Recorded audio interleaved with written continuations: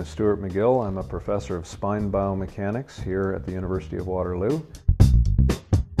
Most people will not get through life without some element of back pain impinging on their activity. Statistically, those who have more range of motion in their back have a greater risk of back disorders in the future. So having a flexible spine is not protective. In fact, it's quite the opposite. The muscles of the legs, arms, shoulders, and hips are designed to create force throughout a range of motion, resulting in movement. Muscles of the spine or core or torso are designed to do precisely the opposite. They stop movement. Having a very, very strong back is not really preventative for back injury. What turns out to be important is the endurance.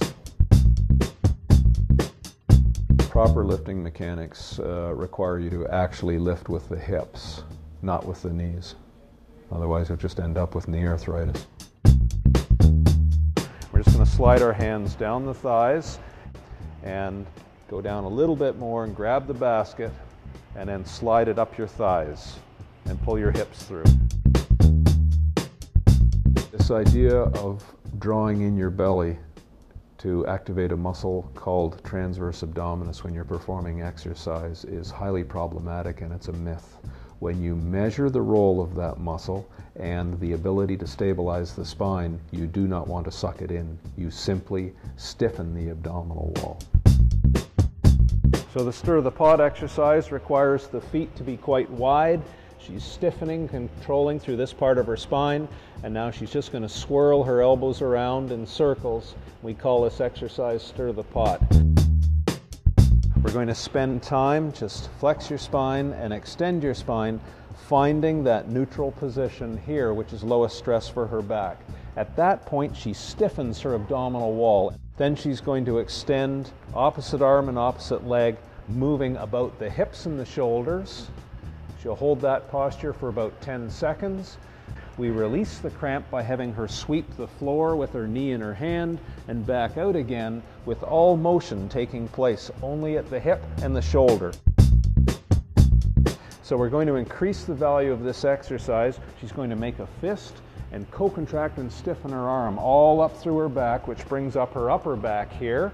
Then she's going to challenge the different neuromuscular compartments in her back by drawing squares. She's going to square, just small squares. Square out, down, across, and up. Out, down, across, and up. Curl up, Lori, and back again. What she's doing is flexing her spine like this, stressing the posterior part of the annulus, which eventually, if she does enough of them, will cause the damage that we see here, namely a disc bulge. We'll shift her to a different style of curl up. She's going to put her hands in the small of her low back to support her low back so it doesn't flatten to the floor.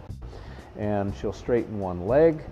And she's just going to curl up, just unweighting her head and shoulders, not too much, just to about there. So the motion is hardly moving at all. And we'll bring up the elbows. And she's very stiff through this region here. She'll count to 10 and slowly put her head and shoulders back and rest, and then release the contraction through here. Optimal back health doesn't come from doing nothing. It comes from doing the perfect optimized amount, not too much and not too little.